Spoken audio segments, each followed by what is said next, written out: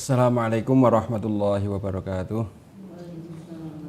Bismillahirrahmanirrahim. Alhamdulillahirabbil alamin wassalatu wassalamu ala asyrafil anbiya'i wal mursalin sayyidina wa maulana Muhammadin wa ala alihi wa sahbihi ajma'in. Subhanaka la ilma lana illa ma 'allamtana innaka antal alimul hakim wa tub 'alaina innaka antat tawwabur rahim. Amma ba'd. Para jamaah rutinan Kamis sore yang saya hormati, pada kesempatan ini kita akan membahas tentang puasa. Mungkin untuk kesempatan ini bisa kita sampaikan tentang syarat wajib atau rukun puasa. Terus nanti kalau memang waktunya ada, sekalian nanti hal-hal yang membatalkan puasa. Sebelumnya puasa itu termasuk rukun Islam. Puasa itu termasuk rukun Islam. Artinya menjadi kewajiban bagi seorang muslim untuk menjalankan ibadah puasa. Terus dalil atau ayat-ayat yang menjelaskan tentang puasa itu kalau yang terkenal dalam Al-Qur'an itu ada di surat Baqarah ayat 183, yaitu ya ayyuhalladzina amanu kutiba alaikumus syamu kama kutiba alal ladzina min qablikum la'allakum tattaqun. Hai orang-orang yang beriman, diwajibkan atas kamu sekalian puasa sebagaimana diwajibkan orang-orang sebelum kita.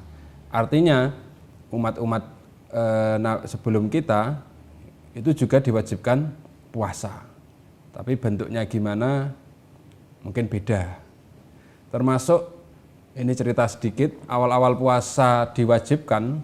Jadi puasa itu diwajibkan di bulan Sya'ban atau di tahun kedua dari hijrahnya Rasulullah. Jadi Rasulullah itu puasa kalau nggak salah sekitar 9 kali. Karena diwajibkannya puasa bagi umat Islam itu dimulai ketika Rasulullah sudah hijrah dari Mekah menuju ke Madinah. Di Madinah kira-kira Rasulullah dapat tahun kedua mulai diwajibkan puasa Ramadan. Terus dulu puasa Ramadan awal-awal itu nggak kayak sekarang. Dulu kalau sekarang itu kan kita nggak boleh makan minum mulai dari fajar, artinya sebelum subuh, pas subuh itu sampai terbenamnya matahari atau istilahnya waktu maghrib. Kalau dulu ya betul habis maghrib, habis buka itu terus kemudian nggak boleh lagi. Jadi habis isya itu sudah nggak boleh makan. Akhirnya suatu ketika ada kejadian, salah satu sahabat, ada yang mengatakan sahabatnya Sayyidina Umar, itu karena habis isya sudah nggak boleh aktif, nggak boleh makan, nggak boleh minum, nggak boleh mohon maaf kumpul suami istri. Di situ ada salah satu sahabat yang nggak tahan. Setelah isya, kira-kira kalau sekarang ya jam 10-an atau jam 11 lah. Itu akhirnya terus matur Rasulullah, ya gimana wong itu memang aslinya nggak boleh. Terus singkat cerita setelah itu terus dirubah menjadi dimulai dari subuh sampai maghrib. Nah itu terus ya sampai sekarang ini. Dulu sempat cara menjalankan puasa dulu tuh sempat beda dengan sekarang. Tapi sekarang sampai ila yaumil qiyamah ya sama, mulai dari maghrib mulai dari subuh sampai maghrib. Terus terkait kewajiban seseorang puasa atau istilahnya syarat menjadi wajib seseorang itu wajib untuk puasa Ramadan itu karena salah satunya pertama ada yang disebabkan karena umum, ada yang disebabkan karena khusus. Maksudnya yang disebabkan karena umum wajibnya ya seseorang wajib puasa itu ketika gimana gitu loh. Yaitu ketika satu, bilangan dari bulan Sya'ban, kalau istilah Jawanya ruwah ya. Bilangan bulan Sya'ban itu ketika genap 30. Artinya ketika bulan Sya'ban sudah 30, maka mau nggak mau besok pasti 1 Ramadan. Itu artinya mau nggak mau kita harus wajib besoknya harus puasa. Atau yang nomor berikutnya, ini yang segi dari makna khusus, yaitu ketika orang melihat hilal. Artinya misalkan saya pas misalkan tanggal 29 Sya'ban pas main ke Parangtritis misalkan, atau kemana lah, atau naik ke puncak. Tahu-tahu saya pas malam itu, pas sebelum menjelang maghrib, saya melihat hilal, melihat bulan. Dengan saya melihat bulan, maka mau nggak mau karena saya melihat besoknya harus puasa. Cuma bagi kita sebagai orang umum, itu rata-rata mempercayai akan puasa apa tidak besok itu ya kalau di Indonesia ya itu bisa lewat pemerintah, bisa lewat ormas tertentu. Karena apa? Kayak ormas tertentu itu ada tim falak. Tim falak itu tim yang bertugas untuk melihat apakah menentukan besok ini puasa apa tidak, yaitu dengan cara hilal. Hilal itu melihat bulan di awal bulan pertama itu kan bisa dilihat bulan. Cuma temponya itu nggak lama. Dan itu butuh ilmu namanya ilmu falak atau kalau bahasa Indonesianya umumnya itu astronomi. Dan itu tidak sembarangan yang bisa, memang ada ahlinya lah. Semudahnya kita itu untuk mau puasa, wajibnya puasa itu satu bisa karena melihat hilal, dua karena tahu bulan Sya'ban sudah 30, nomor tiga karena ditetapkannya seseorang yang melihat hilal dan diambil sumpah, menyaksikan betul ada hilal, kemudian kita mengikuti itu. Jadi ya kayak Indonesia itu sudah aman enak lah. Terus masalah perbedaan mulainya Ramadan itu kita nggak usah menjadi polemik karena perbedaan awal bulan Ramadan itu kalau sampai 3 hari perbedaannya, misalkan Senin, Selasa, Rabu misalkan ya. Ada yang puasa mulai Senin, ada yang puasa mulai Selasa, ada yang puasa mulai Rabu. Itu nggak masalah, asal masih 3 hari atau bahkan 4 hari itu masih normal. Kenapa kok normal? Karena begini logikanya, misalkan untuk menentukan 1 Sya'ban, sebelum kita Ramadan kan Sya'ban dulu. Sya'ban ini kira-kira itu 30 hari apa 29 hari. Itu kan potensinya kan bisa 2. Artinya sama-sama dibenarkan. Sama-sama dibenarkan artinya gini, orang nggak pasti nggak mungkin bisa memastikan ini tanggal 1 apa tidak. Karena apa? Ya kalau cuacanya cerah bisa melihat hilal. Kalau cuacanya mendung, mau nggak mau kan kalau yang berpendapat harus melihat hilal maka digenapkan bulan Sya'ban 30 hari. Kalau nggak bisa melihat hilal, nggak bisa melihat hilal itu karena nggak terlihat atau karena mendung, maka bulan Sya'ban digenapkan 30. Kalau sudah 30 besoknya awal Ramadan. Terus ada lagi dengan cara hisab, ilmu hisab. Ilmu hisab itu ilmu, kalau bahasa pesantrennya itu namanya ilmu falak. Itu pakai hitungan. Ini derajatnya bulan kalau segini, tinggi bulan itu segini-gini, itu ada ilmu khusus memang. Nah, itu juga dianggap. Artinya ilmu itu juga ada. Dan kita misalkan memakai itu juga bisa. Contoh, saya contohkan. Biasanya kalau ibu-ibu punya kalender di rumah itu kan ada kalender di belakang. Kalau sekarang kadang nggak ada. Kalau kalender yang keluaran dari pesantren atau dari tim falak, biasanya di belakang itu sudah ada tabel tinggi bulan ini sekian. Terus misalkan ada gerhana kira-kira bulan ini jam sekian, itu kan sudah ada. Nah, itu namanya ilmu falak. Nah, kita puasa misalkan atas nama pakai itu nggak masalah karena ada ilmunya. Tetapi ada sebagian ormas tertentu atau kelompok tertentu itu berpendapat melihat konteksnya hadis, karena hadisnya dawuhnya Kanjeng Nabi, sumu li ru'yati wa aftiru li ru'yati. Puasalah kamu karena melihat hilal dan bukalah kamu karena melihat hilal. Artinya mulailah puasa kamu karena melihat hilal dan lebaranlah kamu ketika melihat hilal juga. Makanya ada yang mengatakan harus melihat hilal, ada yang tidak. Nah itu nggak masalah. Intinya perbedaan antara 3 tadi nggak masalah. Karena apa? Potensi kalau 1 Sya'ban saja sudah beda, itu otomatis kan nanti awal Ramadan juga beda. Misalkan akhir Sya'ban sendiri bisa 29, bisa 30. Makanya beda sampai 3 itu masih nggak masalah. Yang masalah kan merasa benar sendiri lah, itu yang masalah. Artinya saling menghormati itu tidak masalah. Yang dalam Islam itu beda atas nama menentukan 1-2-nya itu nggak masalah, nggak apa-apa. Jadi jangan terus gini, wah kenapa sih umat Islam kok nggak jadi satu aja, kita sepakati ini aja. Ya nggak bisa, karena potensinya tadi.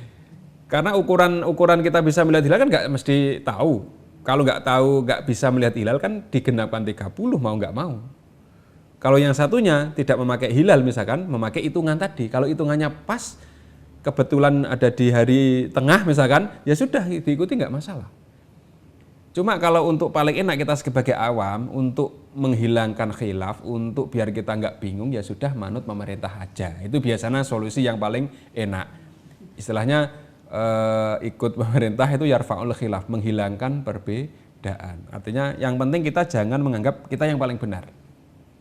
Wong kadang itu ada cerita ada kejadian unik.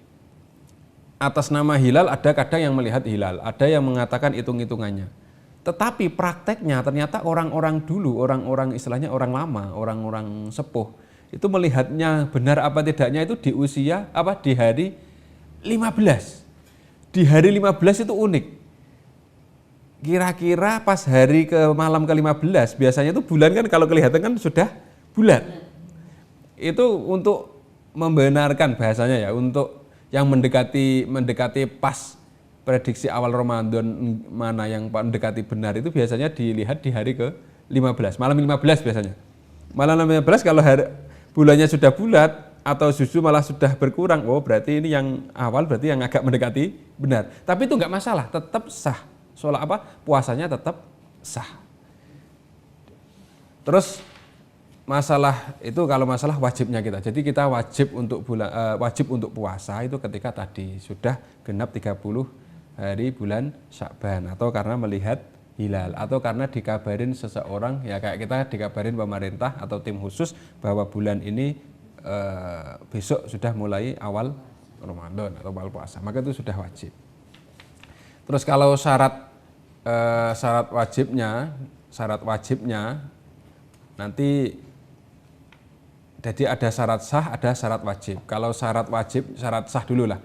Syarat sah dulu seorang wajib puasa, syarat sahnya puasa ya. Pertama Islam jelas. Islam itu kenapa kok syarat sahnya puasa harus Islam? Karena kalau non Muslim itu nggak wajib puasa. Artinya kan dia harus Islam dulu. Kalau sudah Islam baru kena hukum yang ada terkait dengan Islam. Tapi bukan berarti kita jangan ngomong gini, berarti enak non Muslim ya nggak puasa. Kita yang Islam malah kewajiban puasa. Bukan begitu urutannya. Kalau yang non Muslim itu punya kewajiban Islam dulu. Kalau kita kan malah sudah Islam maka kewajibannya puasa. Jadi urutannya seperti itu. Kenapa kok wajib Islam orang? Ya karena masa kita menikmati nikmat dikasih apapun, masa nggak mengakui zat yang menciptakan, kan lucu. Artinya orang Islam itu mengakui bahwa kita itu diciptakan, ada zat yang menciptakan kita, dan zat yang menciptakan kita itu memberi satu kewajiban kepada kita, salah satu diantaranya adalah puasa. Makanya syarat sahnya puasa harus Islam. Misalkan ada non Muslim kok dia puasa, meskipun puasanya bertahun-tahun, ya nggak dapat apa-apa, dapatnya ya nggak makan, nggak minum, itu nggak dapat pahala karena syaratnya harus Islam. Terus yang nomor 2, berakal. Artinya berakal adalah dia sadar, tidak gila atau tidak epilepsi, tidak mabuk. Mabuknya yang penuh ya, satu hari mabuk penuh, atau epilepsinya hampir penuh seharian. Nah itu tidak sah puasanya. Apa? Karena nggak sadar kan dia. Ibaratnya nggak ada kesadaran. Ini mirip kayak kemarin sholat. Terus yang nomor berikutnya, yang nomor 3, syarat sahnya puasa lagi harus an-naqa' anil haidi wan nifas wal wiladah. Harus suci dari haid, nifas atau melahirkan. Maksudnya suci dari nifas dan haid itu begini. Misalkan seseorang kondisinya sedang haid, maka dia memaksakan puasa pun tidak sah.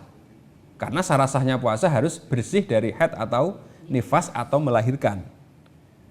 Terus misalkan saya kembangkan, misalkan sudah berhenti haidnya atau menstruasinya sudah berhenti, misalkan berhenti jam 3, tapi dia belum mandi, maka ini nggak apa-apa, dia yang penting niat dulu, niat untuk melakukan puasa, terus sahur, meskipun mandinya habis subuh nggak masalah, itu tidak membatalkan puasa.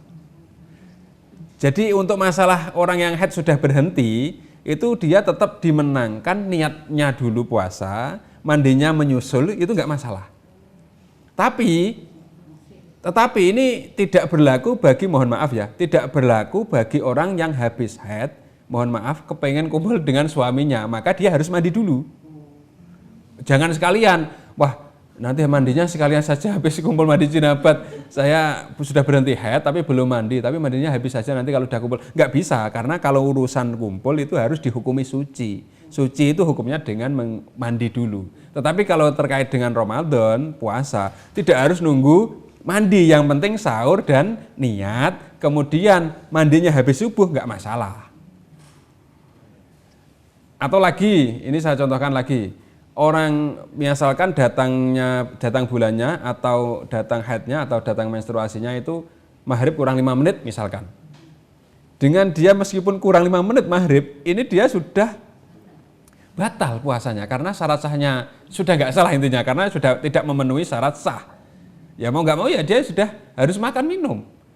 Kalau memang nggak ada yang dimakan, nggak ada yang diminum, ya sudah diniatkan sudah tidak sah puasanya. Jangan gini, wah 35 menit nanti sekalian aja saya minumnya. Ya nggak bisa, karena sudah nggak sah untuk puasa.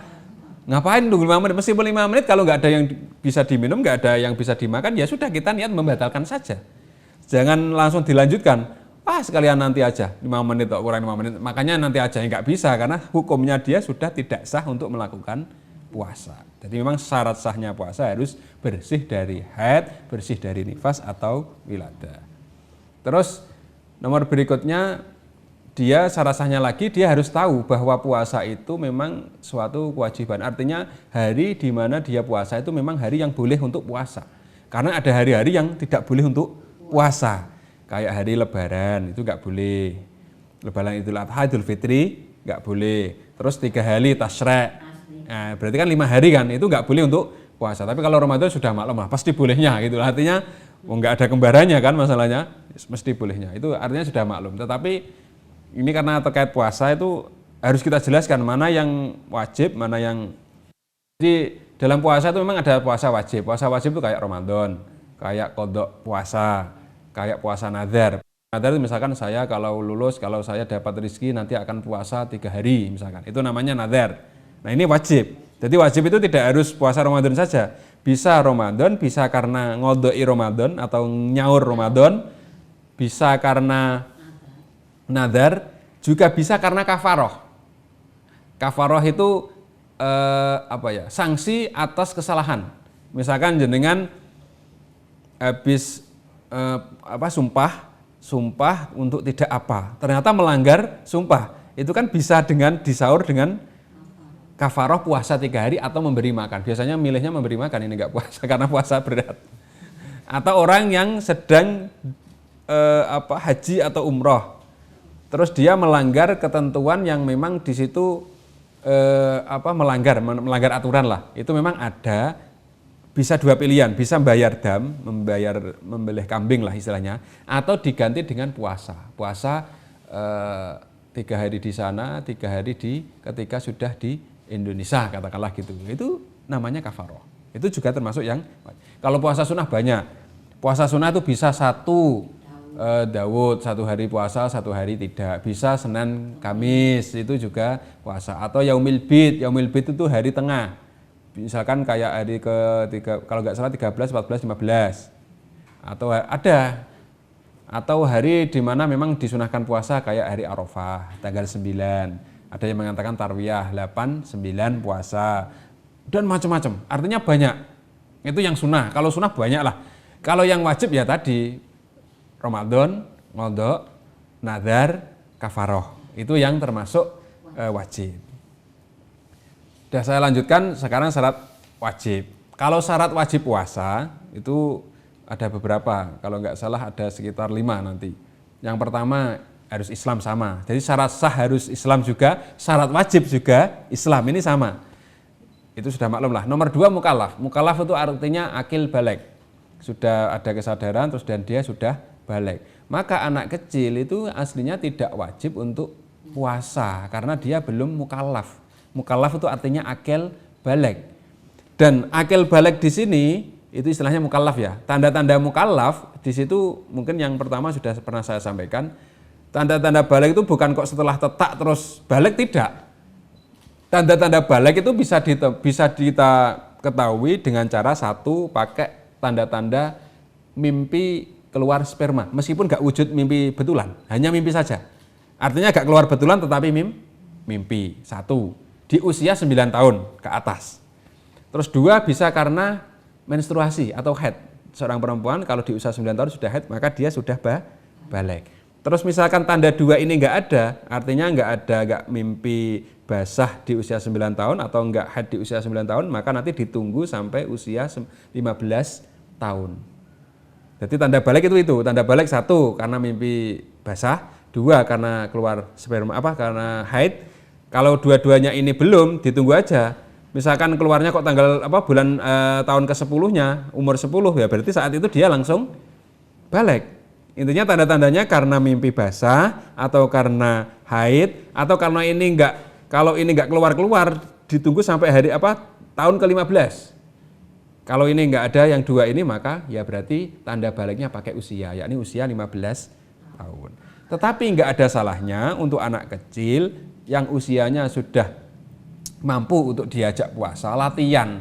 Memang kalau didalilin nggak ada dalil puasa duhur, puasa asar itu nggak ada. Tetapi untuk melatih anak supaya saat dia sudah balik itu sudah ready bahasanya, sudah siap untuk melakukan puasa. Makanya ada latihan puasa duhur. Kalau di sini apa istilahnya? Puasa manuk, beduk ya. Puasa beduk atau puasa sambung. Duhur makan, minum, lanjut lagi. Asar minum, makan, lanjut lagi. Nggak masalah untuk anak kecil. Untuk melatih, karena kalau nggak dilatih nanti repot. Misalkan saya contohkan begini. Anak usia 9 tahun belum balik, tetapi nggak dilatih puasa. Tahu-tahu dia umur 10 tahun sudah mimpi basah. Atau tahu-tahu umur 10 tahun sudah haid. Berarti kan dengan dia nanti berhentinya haid, otomatis dia sudah kewajiban puasa. Kalau nggak ada latihan kan bisa dibayangkan. Artinya kan betapa kok berat ini. Makanya latihan lah. Saya setuju sekali ada istilah latihan puasa untuk anak-anak. Itu bagus. Karena kalau kita cari dalil mana nggak ada Qur'annya, nggak ada adanya. Ya betul nggak ada. Tetapi kan untuk supaya saat usia balik dia sudah siap untuk melakukan puasa. Terus misalkan orang gila itu ya juga nggak wajib. Kalau pengen nggak wajib puasa enak, jadilah gila tapi bergila beneran, bukan pura-pura gila. Itu nggak wajib. Ya kan kenapa alasannya? Nggak mukallaf. Mukallaf itu nggak akil, nggak balik. Intinya nggak kena khitab, nggak kena kewajiban untuk menjalankan. Nggak hanya puasa, sholat pun tidak punya kewajiban. Ya kalau nggak kewajiban ya gila itu enak. Gila alami loh ya, bukan. Terus yang nomor 3 mampu. Termasuk syarat wajib adalah mampu. Mampu di sini itu mampu bisa karena hisan, bisa karena syar'an. Mampu segi fisik. Saya contohkan misalkan ada orang yang sakit, ada orang yang tua banget. Kalau orang yang sakit di sini dia dohirnya tidak wajib puasa karena dia kondisinya tidak mampu untuk puasa. Tapi benar-benar sakit betulan ya, sakit yang memang dia kalau puasa tambah sakit. Kalau sakit cuma panu, sakit watuk, pilek ya enggak, tetap wajib puasa. Terus kalau orang sakit boleh tidak puasa, tetapi kalau nanti sembuh dan sudah normal, maka kewajiban untuk membayar puasanya. Istilahnya nyaurin atau mengqadha. Terus yang berikutnya yang enggak mampu lagi adalah orang sepuh, orang tua banget. Dia memang enggak mampu untuk melakukan puasa, tetapi ini harus dicoba dulu loh ya, enggak boleh langsung saya nggak kuat puasa ini, nggak boleh, ya harus dicoba dulu. Artinya sudah menjalankan puasa memang nggak kuat. Orang sepuh yang demikian tidak wajib puasa. Misalkan disuruh nyaur kan ya juga nggak bisa karena sudah tua. Artinya di lain hari selain Ramadan pun dia nggak akan bisa untuk nyaur. Maka apa? Orang tua seperti ini boleh untuk tidak puasa, sebagai gantinya dia harus bayar fidyah. Bayar per harinya itu satu mut itu kalau kita konvensikan sekarang 6 on. Per harinya 6 on. Ya kali berapa hari nanti dia nggak puasa. Nah itu kalau orang tua, betul-betul orang tua yang memang tidak kuat untuk puasa, itu dia tidak wajib untuk puasa. Tetapi kalau masih kuat, ya sudah harus melakukan puasa. Lah kuat enggaknya ini harus dicoba loh, nggak boleh uji coba, nggak boleh menyerah sebelum bertanding. Artinya wong belum menjalankan, wah saya jelas nggak kuat ini, ya nggak bisa. Harus dicoba dulu, kalau memang nggak kuat ya sudah, berarti maklum. Terus yang nomor berikutnya, secara syariat memang dia nggak bisa, artinya nggak kuat, nggak bisa ya kayak orang haid tadi lah, ini nggak usah dibahas sama dengan tadi. Terus yang nomor berikutnya sehat. Sehat artinya seorang yang puasa itu disyaratkan syarat wajibnya harus sehat. Kalau sedang sakit dan memang nggak bisa untuk puasa ya sudah. Cuma kalau orang sakit, kalau nanti sembuh dan sudah keadaan normal harus nyaur. Terus definisi orang sakit yang boleh untuk tidak puasa. Nah ini penting. Artinya dia tidak boleh tidak puasa bagi orang sakit, satu karena khawatir akan kerusakan tubuhnya, ya nanti kerusak atau gimana. Atau nomor berikutnya memang ta'akhuris syifa, karena memang menjadikan dia sembuhnya akan lama kalau digunakan. Jadi bolehnya tidak puasa bagi orang sakit itu satu karena khawatir akan semakin parah sakitnya. Nomor dua, nanti sembuhnya akan lama, misalkan kalau digunakan untuk puasa. Terus nomor berikutnya akan tambah sakit. Jadi bisa tiga. Bisa nomor satu tadi akan semakin parah, menjadi kerusakan lah. Ada organ yang malah menjadi rusak kalau digunakan puasa. Itu satu sudah nggak boleh untuk tidak puasa, tapi ngodok kalau sudah normal. Nomor dua karena nanti kalau digunakan puasa sembuhnya akan lama. Nah itu juga boleh untuk tidak puasa. Terus nomor tiga karena ziyadatul marid, akan nambah sakit jika digunakan puasa, sakitnya akan tambah parah. Nah itu jenis-jenis sakit yang boleh untuk tidak puasa, tetapi tetap punya tanggungan untuk ngodok atau untuk nyaur. Terus yang nomor berikutnya syarat wajib puasa lagi adalah al-iqomah. Iqomah itu mukim. Mukim itu ya orang rumah biasa, tidak sedang bepergian. Kalau orang bepergian kan boleh untuk tidak puasa. Tetapi syaratnya bepergian yang boleh untuk tidak puasa adalah bepergiannya sebelum waktu subuh. Kalau bepergiannya sebelum waktu subuh nanti nggak kuat, boleh untuk tidak puasa. Tetapi mohon maaf, bepergiannya bukan untuk ngakalin mau tidak puasa. Itu dilihat dari hati nurani sendiri. Misalkan, wah saya kok malas puasa ya, mau bepergian aja lah, nanti kan boleh untuk tidak puasa. Ya atas nama bepergian dia memang boleh untuk tidak puasa, tetapi kan siapa yang tahu niat seseorang tadi, mau betul-betul bepergian penting atau bepergian untuk ngelabuin bahwa biar dia tidak puasa. Nah, itu dilihat dari nurani sendiri. Kita mungkin antar sesama manusia bisa percaya, tetapi kan Allah Maha tahu apa yang ada di hati kita. Ini tidak puasanya, bepergiannya ini karena untuk keringanan pengen nggak puasa, atau bepergiannya ini karena murni ada keperluan, misalkan kerja atau apalah. Jadi orang bepergian itu memang boleh untuk tidak puasa, tapi kalau mukim harus puasa. Terus sekarang membahas rukun atau yang harus dilakukan bagi orang puasa. Artinya rukun puasa itu mau nggak mau itu harus dilakukan. Kalau tidak dilakukan nanti puasanya menjadi tidak sah. Bentar. Jadi rukun puasa yang pertama adalah niat di malam bulan Ramadan. Jadi niatnya khusus untuk puasa itu memang harus ada niat. Istilahnya ada innamal a'malu binniyat. Terus ada hadis lagi, seseorang kalau mau puasa itu hendaknya menginapkan niat.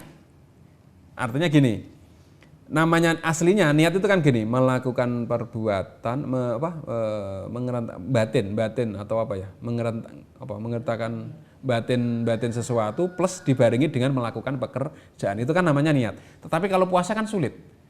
Wong pekerjaannya itu mulai subuh, kalau kita paskan subuh kan berarti sudah mulai itu.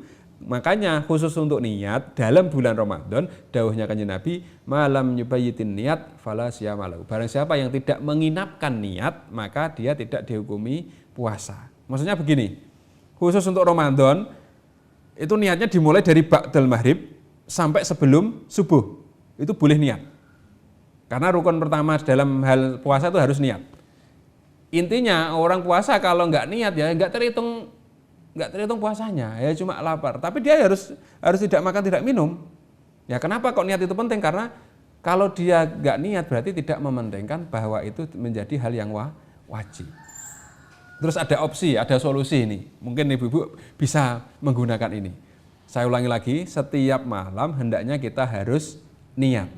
Dan niatnya itu boleh dilakukan dalam keadaan sholat, itu boleh kita niat. Misalkan kita waktu sholat maghrib atau sholat isya atau sholat taraweh atau sholat witir, kita lupa. Dalam sholat kan biasanya pikiran kan kemana-mana. Wah, kok belum niat? Nah, di dalam sholat kita niat puasa itu boleh. Karena niat kan adanya di dalam hati, bukan di lesan. Wah, terus diniati, saya penyaja niat puasa Ramadan untuk besok, misalkan gitu. Boleh. Nggak harus bahasa Jawa, nggak harus bahasa Arab, bahasa Indonesia juga boleh. Yang penting ada niat. Terus solusi dan ini saya berani menyampaikan karena sudah ada beberapa ulama yang memang menyampaikan pendapat ini. Sebelum di malam pertama bulan Ramadan, hendaknya kita niatkan puasa itu 1 bulan penuh. Kalau kita awal Ramadan niat 1 bulan penuh dan setiap malam kita tetap berusaha niat loh ya. Misalkan lupa, itu enak kita. Sudah diniatin awal Ramadan untuk 1 bulan penuh. Itu opsi. Dan itu memang ada pendapatnya menurut mazhabnya Imam Malik, menurut mazhabnya Imam Hanafi kalau nggak salah, itu boleh. Memang seperti itu. Saya berani menyampaikan begini karena di Indonesia itu ada ulama yang sudah berfatwa mengikuti pendapat itu. Makanya saya berani mengatakan. Karena untuk urusan fatwa memang nggak main-main, harus orangnya betul-betul disepakati bahwa itu orang alim gini. Ada kriterianya untuk fatwa itu. Nggak sembarangan kita tahu-tahu fatwa apa gini, nggak boleh. Jadi ada orang khusus lah yang memang berfatwa. Dan saya menyampaikan ini karena sudah menjadi fatwa oleh beberapa ulama bahwa di awal bulan Ramadan kita hendaknya niat 1 bulan penuh untuk niat puasa. Tetapi malam harinya tetap harus niat loh ya. Intinya misalkan kita lupa untuk niat, itu sudah diwakilin awal Ramadan niat 1 bulan penuh. Tapi bukan hanya 1 Ramadan tok loh ya. Artinya tiap malamnya kita harus tetap niat. Andai kata lupa, itu sudah ada yang cover yaitu niat yang awal Ramadan itu. Jadi kalau malamnya tetap harus niat. Tetapi misalkan lupa, maka sudah di cover karena niat pertama ini niat seluruh atau 1 bulan penuh niatnya. Jadi sudah di cover dengan ini, niat yang bolong ini. Makanya himbauan saya kalau kita mau awal Ramadan, malam pertamanya kita niat puasa 1 bulan penuh. Terus nanti kalau tiap malamnya tetap niat lagi, niat untuk besok terus. Istilahnya itu somagodin anadai fardhi syahri itu loh yang umumnya itu, tapi di hati ya. Terus kalau kita lupa itu sudah nggak apa-apa karena kita sudah niat di awal Ramadan ini sudah penuh 1 bulan penuh. Tetapi kalau kita hanya niat di awal Ramadan 1 bulan penuh, malamnya nggak niat ya sama saja itu. Harusnya kita tetap niat awal Ramadan penuh, tapi tiap malamnya harus niat. Lah kalau sekali-kali lupa nggak masalah karena sudah di-cover oleh awal Ramadan niat tadi. Jadi yang niat itu penting. Khusus untuk puasa wajib itu niat harus diinapkan, artinya harus di malam hari. Tetapi kalau niat untuk puasa sunnah itu tidak harus di malam hari, pagi-pagi nggak apa-apa niat. Misalkan kita puasa Senin Kemis, atau puasa Arafah, atau puasa Tarwiyah, atau puasa apalah, puasa sunnah-sunnah itu loh. Itu misalkan pagi hari kita asal belum makan belum minum loh ya, asal belum makan belum minum, terus habis subuh wah saya lupa ya nggak niat, lupa nggak sahur, nggak apa-apa kita niat. Bahkan niatnya tuh sudah sebelum duhur pun nggak masalah. Masih sebelum duhur kita nggak masalah niat kalau puasa sunnah. Jadi misalkan kita mau, ini pernah dilakukan oleh Rasulullah. Rasulullah suatu ketika pernah dari masjid pagi-pagi terus masuk ke dalam beliau, ke rumah beliau, terus kemudian tanya kepada istri beliau, Sayyidah Aisyah. Istilahnya kalau Indonesianya begini, saya mau makan, ada nggak yang dimakan? Terus Sayyidah Aisyah, istri beliau, jawab, oh nggak ada ya Rasulullah, sudah saya kasihkan orang. Idzan asumu, ya sudah kalau gitu saya puasa. Lah gara-gara ada itu, terus akhirnya menjadi dalil atau menjadi referensi bahwa puasa sunnah tidak harus niat di malam hari, boleh di pagi hari, bahkan sebelum duhur pun nggak masalah, asal belum makan belum minum. Terus kalau terus suatu ketika Rasulullah juga pernah habis dari masjid pulang, ada nggak yang bisa dimakan? Ada ya Rasulullah, bisa kalau Jawanya ada ya, kalau mau ngersake dahar ada. Ya udah saya tak idzan afturu. Ya udah kalau gitu saya tak nggak puasa saja. Tapi itu puasa sunnah. Makanya kalau puasa sunnah niatnya tidak harus di malam hari. Boleh di pagi hari, bahkan sebelum zuhur saja boleh. Kalau puasa sunnah, kalau puasa wajib harus di malam hari. Istilahnya tabyitun niyah, menginapkan niat harus malam hari. Dan boleh dilakukan ketika dalam sholat. Karena niat kan di dalam hati, nggak pengaruh ke kalau niatnya dilafalkan lah itu nanti membatalkan sholat. Misalkan waktu sholat habis baca Fatihah, nawaitu, ya batal karena ada yang membatalkan puasa membatalkan sholat kemarin kan berbicara kan. Nah, kalau niatnya di dalam hati nggak masalah. Itu saya ulangi lagi, rukun puasa yang pertama adalah niat. Niat ini harus kita lakukan. Terus yang nomor 2 dari rukunnya puasa lagi adalah tarku muftirin, meninggalkan hal-hal yang membatalkan puasa. Meninggalkan hal-hal yang membatalkan puasa. Jadi hal-hal yang meninggalkan hal-hal yang membatalkan puasa ini penting karena itu termasuk rukun dari puasa. Nah, hal-hal yang membatalkan puasa ini apa aja nanti kita bahas berikutnya. Yang penting kita tahu bahwa rukunnya niat itu rukunnya puasa itu 2. Pertama niat, terus nomor 2 meninggalkan hal-hal yang membatalkan puasa. Terus puasa itu sebelum saya menjelaskan hal-hal yang membatalkan, puasa itu ada puasa yang umum, ada puasa yang khusus. Maksudnya begini.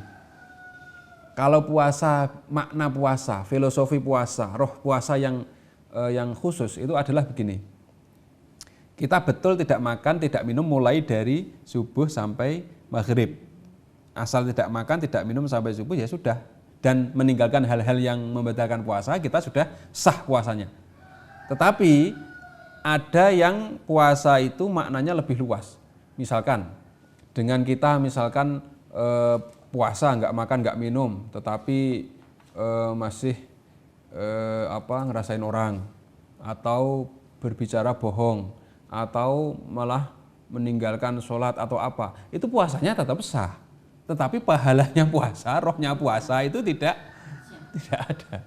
Kalau hanya sekedar menggugurkan kewajiban, betul sudah dianggap puasa, tetapi atas nama rohnya puasa kan nggak begitu. Makanya apabila kita betul-betul puasa yang betul-betul puasa itu ya meninggalkan hal-hal tadi, hal-hal yang memang tidak boleh dalam ya kayak tadilah, tidak hasud, tidak ngerasain orang, tidak pembohong, terus tetap menjalankan kewajiban, macam-macam lah, itu banyak sekali. Intinya ketika kita puasa ya jangan hanya sekedar menahan lapar dan haus, hanya menahan lapar, menahan minum, artinya nanti puasanya akan mendapatkan kehausan saja dan kelaparan saja tanpa mendapatkan poin yang luar biasa. Tapi kalau hanya sekedar menggugurkan kewajiban, ya sudah memang, artinya puasanya tetap dihukumi, tetapi bukan yang khusus, artinya bukan, makanya ada siapa yang puasa 1 hari penuh man shoma Ramadan ihtisaban ghufira lahu ma taqaddama min dhanbi wa ma ta'akhkhar. Barang siapa yang puasa di bulan Ramadan, maka dia akan pahalanya akan luar biasa dan akan diampuni dosa-dosa sebelumnya dan sesudah. Nah, itu tuh yang seperti itu tuh yang memang puasanya betul-betul puasa yang luar biasa. Artinya bukan puasa hanya sekedar menahan lapar dan haus. Bukan hanya itu saja. Tetapi tidak bohong, tidak ngerasani, tidak hasud, tidak macam-macam lah, itu yang macam-macam itu. Makanya kita berusaha untuk, jadi kita jangan enaknya sendiri, menang sendiri, pengen dosa-dosa yang lalu dan yang akan datang diampuni, tetapi nggak mau menjalankan supaya mendapatkan itu. Kalau pengen mendapatkan dosa diampuni sebelum dan sesudahnya, benar-benar kita puasa imanan wahtisaban. Artinya apa? Ya nggak makan, nggak minum, meninggalkan perkara yang membatalkan puasa, juga tidak membohongi, tidak ngerasanin, tidak hasud, tidak iri, tidak dengki, tidak macam-macam itulah. Ya tetap menjalankan sholat, tidak marah-marah, macam-macam banyak lah itu. Nah, Kalau kita benar-benar itu, maka betul hadis tadi imanan wahtisaban ghufira lahu ma taqaddama min dambihi wa ma ta'akhkhar. Maka puasa kita akan bisa menjadikan kita dihapusnya, diampuni ya dosa kita yang lampau dan juga yang akan ma taqaddama min dambi wa ma ta'akhkhar. Dosa yang lalu juga yang akan datang. Artinya sebelum melakukan dosa sudah diampuni, tetapi betul-betul bisa menjalankan loh ya. Tetapi jangan kita pede mesti dapat, belum tentu. Kita harus mengevaluasi diri. Tapi kalau sudah betul sesuai itu, insya Allah akan mendapatkan. Nah, itu makanya banyak sekali hadis Nabi yang mendapatkan banyak sekali orang yang puasa tetapi hanya mendapatkan lapar dan haus saja tanpa mendapatkan apa-apa, ya karena itu tidak, rohnya puasa tidak dilakukan. Terus selanjutnya sekarang kita membahas dengan hal-hal yang membatalkan puasa. Jadi hal-hal yang membatalkan puasa ini banyak. Salah satunya pertama saya ulangi yang sebelumnya ya, membatalkan puasa itu bisa membatalkan segi apa ya bahasa istilahnya, sawabnya, pahalanya apa hanya puasanya. Jadi kan ada segi fisik, ada segi batin lah bahasanya gitu. Jadi nanti dibagi menjadi dua. Hal-hal yang membatalkan puasa itu dibagi menjadi dua. Qismun yubtilu sawabas saumi la sauma nafsahu. Ada bagian satu yang dia itu membatalkan pahala puasa, tetapi tidak membatalkan puasanya itu sendiri, hanya pahalanya saja. Ada nomor dua, qismun sing yubtilu saumahu nafsah, yaitu membatalkan puasanya itu. Ya otomatis kalau membatalkan puasa ya pahalanya ya otomatis kan. Saya ulangi lagi. Bahasa pertama membatalkan pahala puasa tetapi tidak membatalkan puasa. Terus yang nomor dua membatalkan puasanya. Dengan membatalkan puasanya kan otomatis sudah pahalanya kan sudah nggak dapat. Mau nggak puasa kan? Nah, yang pertama yang membatalkan pahalanya puasa adalah ma yubtilu sawabas saum, adalah salah satunya kadzib, yaitu bohong, ghibah, ngerasanin orang. Terus an-namimah, adu domba. Misalkan mau mengadu domba A sama si B biar tawur atau biar enggak akur, provokasi lah, provokator. Nah, namimah. Terus berikutnya an-nazar bisyahwah, yaitu melihat meskipun dengan normal tapi dia syahwah, nafsu. Itu juga menggugurkan pahalanya puasa. Terus wal yamin al-kadzibah, sumpah palsu. Itu juga menggugurkan pahalanya puasa. Marah-marah itu juga menggugurkan pahalanya puasa. Ya, kalau kita sekelas kita ya kalau bisa mengurangin yang mana lah gitu. Kalau semuanya kan kadang orang namanya orang ya, kita bukan kok sok suci, ya tetap ada lah. Bawaannya orang lapar, orang haus kan mesti pengen marah-marah. Terus ibaratnya kena korek api sedikit aja mudah terbakar, mau kepancing, mudah makanya kita ya kalau bisa tetap itu.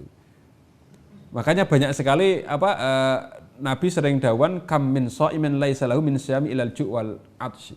Banyak sekali orang puasa dia hanya mendapatkan haus dan lapar ya karena tadi tidak mendapatkan pahalanya puasa. Tetapi atas nama kewajiban puasa sudah gugur tetapi tidak mendapatkan pahala. Terus yang kedua, nah ini yang kita bahas di sini adalah yang membatalkan puasa tetapi ya puasanya itu sendiri bukan ya juga pahalanya otomatis ya membatalkan itu sendiri. Nah itu apa saja? Pertama, karena dia murtad, naudzubillah min syarri dzalik. Misalkan dia Islam terus keluar dari, otomatis puasanya batal. Terus ini maklum. Nomor dua, ya karena tadi ada haid, ada nifas, ada melahirkan. Nah, itu otomatis kan membatalkan. Misalkan diniatin puasa malah haram. Misalkan kita tahu-tahu misalkan orang yang haid, sudah jelas-jelas haid atau menstruasi. Sudah tahu menstruasi kok tetap niat puasa terus puasa betulan, pokoknya saya tetap mau puasa, istilahnya kayak sok soleh lah itu, sak solihah, sok solihah, wah meskipun saya menstruasi saya tetap akan puasa, ya itu tetap di samping batal ya haram, dapat diskon nggak dipakai, istilahnya kok malah pengen puasa, itu jelas membatalkan ya. Terus nomor tiga al junun walau lahdoh, yakni gila meskipun hanya sebentar. Begitu juga irma wasukri, yaitu epilepsi dan mabuk. Nah, ini dua ini juga membatalkan puasa idza amma jami'an nahar, ketika sehari penuh. Intinya dalam full satu hari itu banyak durasi, misalkan berapa satu hari? 12 jam ya.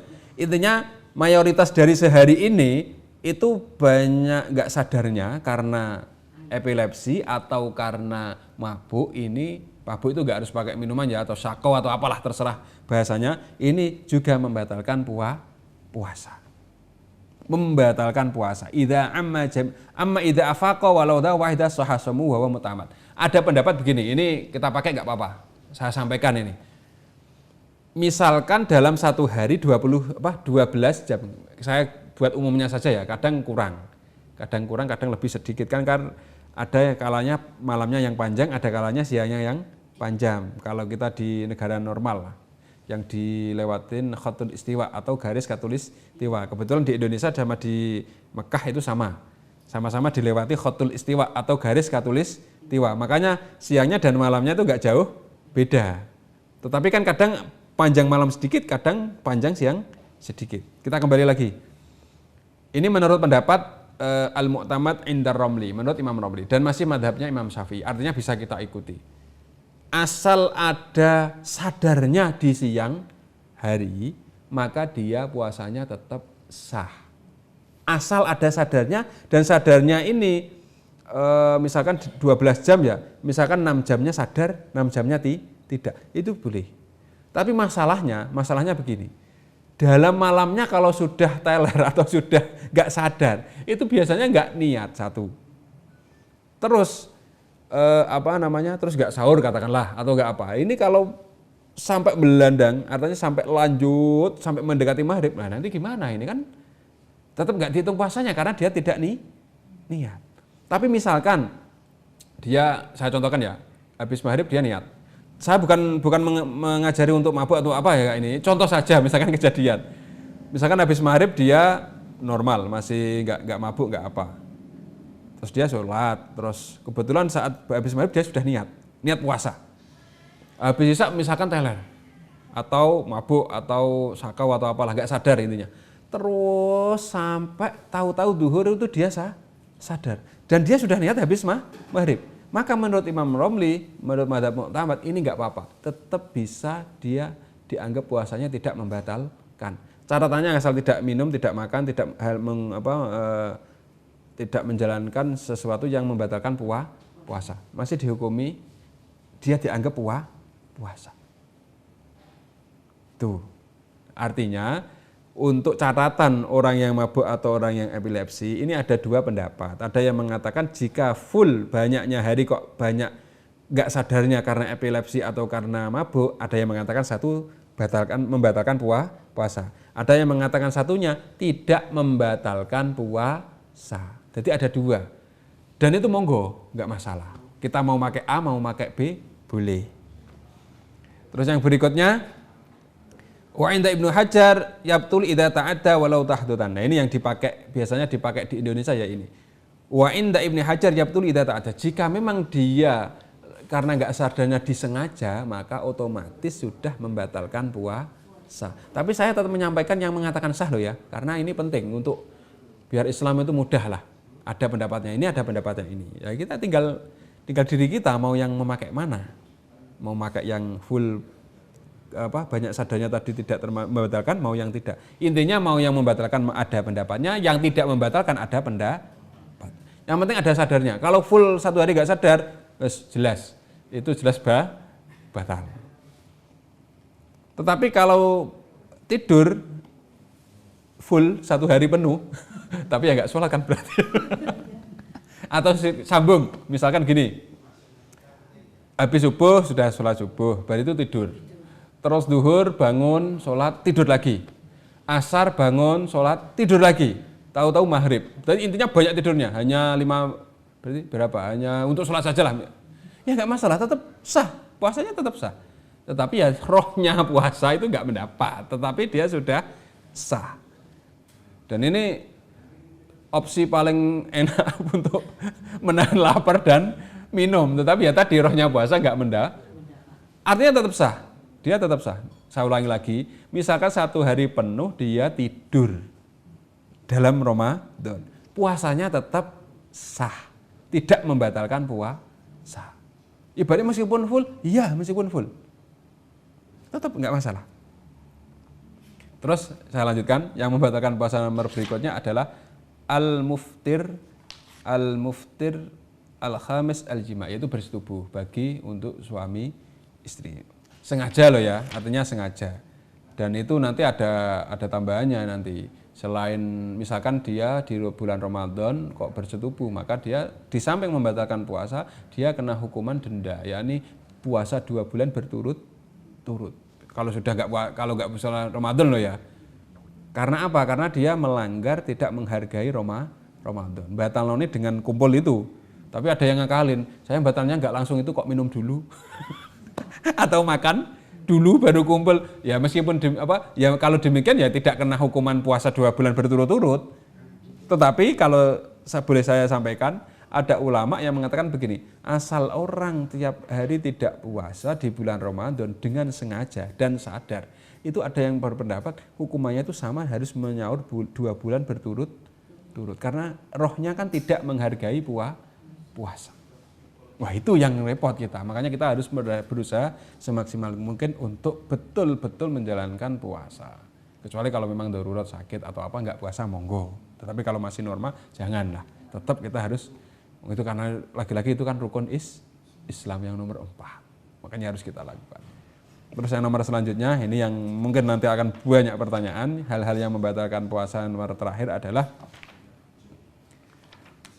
usulu ainin min manfatin mamtuhin ilal jaufi, yaitu masuknya sesuatu ke tubuh kita lewat lubang yang ada. Itulah yang membatalkan puasa. Saya ulangi lagi, masuknya sesuatu, benda apapun, artinya bisa meskipun nggak normal, kerikil atau apalah, nggak harus makan minum loh ya. Masuknya sesuatu ke lubang-lubang yang ada. Misalkan lubang yang ada apa? Selain mata nggak termasuk dikatakan lubang. Misalkan hidung, mulut, telinga, terus jalan belakang, jalan depan. Nah itu masuknya itu membatalkan puasa. Tapi kalau masuknya tidak melalui lubang yang ada, misalkan kayak suntik normal, itu tidak membatalkan puasa. Tapi kalau masalah suntik nanti perinciannya panjang. Kalau hanya suntik atas nama berobat, disuntik karena demam atau apa, itu tidak membatalkan puasa. Atau mungkin pas waktu kita nanti kena divaksin waktu puasa, nggak masalah, itu tidak membatalkan puasa. Suntik yang membatalkan puasa itu suntik ini saya membaca di kitab-kitab yang kontemporer, suntik yang memang untuk misalkan untuk kenyang, untuk nutrisi, untuk apa, itulah yang membatalkan. Intinya misalkan ada suntik yang dia terus akhirnya kenyang, nggak lapar, nggak minum sampai itu loh suntik yang membatalkan puasa. Kalau suntik normal kayak kita mau divaksin atau kita sedang demam terus akhirnya disuntik, itu tidak membatalkan puasa. Terus yang rawan, yang rawan kita sering itu ketika kita cotton bud atau kuku masuk ke telinga. Itu kan kita kadang kalau lupa nggak masalah, kita sengaja ini loh ya. Terus lagi yang tidak membatalkan puasa lagi, misalkan kita mohon maaf karena mungkin saking hausnya kayak anak kecil lah, ludah itu dikumpulin terus ditelan. Ya ini jijik sih. Itu juga nggak membatalkan puasa. Kita kumur-kumur terus kita keluarkan, betul-betul sudah keluar loh ya, bukan sisanya lah. Biasanya kan ya terus biasanya kita nelan kayak nggak ludah. Nah itu nggak masalah, tidak membatalkan puasa. Nah, yang membatalkan puasa lagi yang penting yang perlu kita ketahui adalah bukan makan minum itu membatalkan puasa jelas. Sisa-sisa kopi, sisa-sisa teh, sisa-sisa permen, sisa-sisa apa itu loh. Intinya kita kayak merasakan manis, nelan pahit, pokoknya nelan rasa apa. Lah itu bisa membatalkan puasa. Tapi kalau sengaja lah ya, saya ulangi lagi, bukan lupa. Karena kalau lupa nggak masalah. Misalkan mohon maaf selilit atau kita habis minum kopi, tahu-tahu belum kumur atau sudah kumur terserah. Habis subuh ternyata kita nelan kok manis. Wah, nah ini berarti puasanya kalau sengaja. Kalau dia lupa, kok masih manis. Oh, aku puasa ini. Ibaratnya 1 gelas saja nggak apa-apa kalau puasa kok. 1 piring pun nggak apa-apa kan kalau puasa lupa. Bukan pura-pura lupa loh ya. Betul-betul lupa, ini nggak masalah. Intinya yang membatalkan adalah lewat lubang-lubang yang ada. Ya lewat lubang-lubang yang ada itu loh yang membatalkan. Kalau tidak lewat lubang yang ada itu tidak membatalkan puasa. Kecuali kalau memang nggak lubang biasa tetapi menjadikan dia kenyang, menjadikan dia nggak haus, nah itu membatalkan puasa. Makanya kalau suntik atau vaksin nanti itu nggak masalah, tidak membatalkan puasa. Ya di infus tadi, infus itu untuk apa? Untuk stamina kah? Untuk apa? Kalau masih sekedar normal karena sakit nggak membatalkan puasa. Tapi kalau infusnya kan untuk apa? Perut atau apa? Tapi kan kalau masalah sakit kan sudah boleh nggak puasa, Bu. Kalau memang diinfus kan biasanya wong sakit saja sudah boleh untuk tidak puasa. Artinya kan dengan kita sakit kan berarti boleh untuk tidak puasa kan, nggak masalah.